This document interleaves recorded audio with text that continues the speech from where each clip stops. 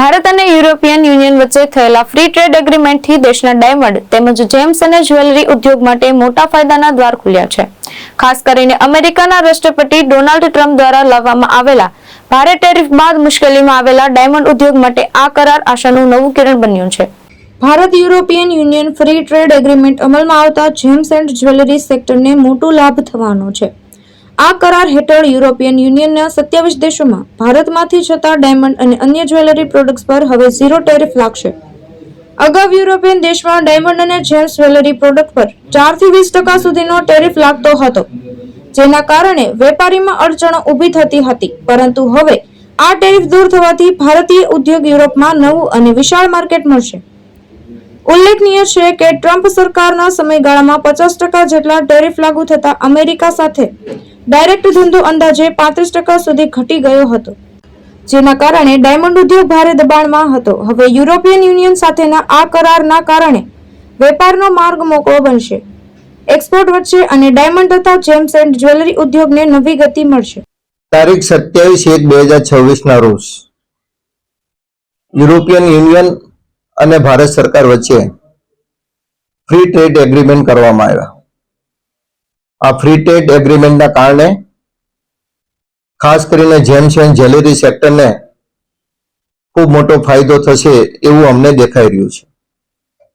જ્યારથી ડોનાલ્ડ ટ્રમ્પે 50% ટેરિફ ભારતની કોઈ પણ પ્રોડક્ટ ઉપર એક્સપોર્ટ કરી એટલે લાગવાની જે જાહેરાત કરી છે, ત્યારથી જેમ્સ એન્ડ જ્વેલરી સેક્ટરનો જે 35% આપણું જે ડાયરેક્ટ એક્સપોર્ટ હતું એમાં ખૂબ મોટી ઘટ આવી છે. સાથે સાથે આપણે ચાઇનાની અંદર પણ જે કાંઈ 35% પોલિશ એક્સપોર્ટ કરતા હતા એની પણ જ્વેલરી બનીને અમેરિકાની અંદર જતી હતી. ત્યાં પણ ટેરિફની અસરના કારણે ત્યાંથી પણ ખપત એમની ઓછી થઈ. ઓલ ઓવર જોઈએ તો વર્લ્ડનું સૌથી મોટું માર્કેટ જો કોઈ હોય એ અમેરિકા છે જેમ્સ એન્ડ જ્વેલરી સેક્ટર માટે, પણ આ ટેરિફના કારણે ઘણી મુશ્કેલીઓનો સામનો કરવો પડતો. પરંતુ ગઈકાલના આ એગ્રીમેન્ટના કારણે હું ચોક્કસ માનું છું કે જે પ્રમાણે જેમ્સ એન્ડ જ્વેલરી સેક્ટર ઉપર 2.5 થી 4% અને અમુક આઇટમો પર 20% સુધીનો જે એક્સપોર્ટ ઉપર ટેરિફ લાગતો હતો તે હવે ઝીરો થઈ જશે. આ ઝીરો થવાના કારણે એ ખૂબ મોટું માર્કેટ યુરોપિયન યુનિયનનો આપણને મળશે.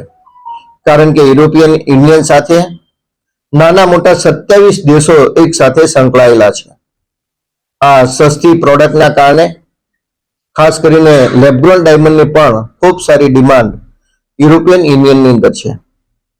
એટલે નેચરલ ડાયમંડ અને લેબગ્રોન ડાયમંડ આ બંનેની જ્યારે ડિમાન્ડનું નવું માર્કેટ આપણે મળશે ત્યારે હું ચોક્કસ માનું છું કે થોડી મંદીની અંદર આ ઇન્ડસ્ટ્રીની રાહત થશે. અને સાથે સાથે વૈશ્વિક સ્તર ઉપર જે પ્રમાણે યુદ્ધનો માહોલ છે અને એની અંદર પણ જો કંઈક મહદઅંશે છે એ યુદ્ધના માહોલની અંદર શાંતિ થશે તો ચોક્કસ નેચરલ ડાયમંડની પણ ડિમાન્ડ નીકળશે અને એલજીડીની પણ ડિમાન્ડ નીકળશે. જ્યારે બે વસ્તુની ડિમાન્ડ એક સાથે માર્કેટની ઇન્ટરનેશનલ માર્કેટની અંદર એક્સપોર્ટ વધશે ત્યારે હું ચોક્કસ માનીશ કે આને ઇનડાયરેક્ટ રીતે રત્ન કલાકારોને પણ ખૂબ મોટો બેનિફિટ થશે.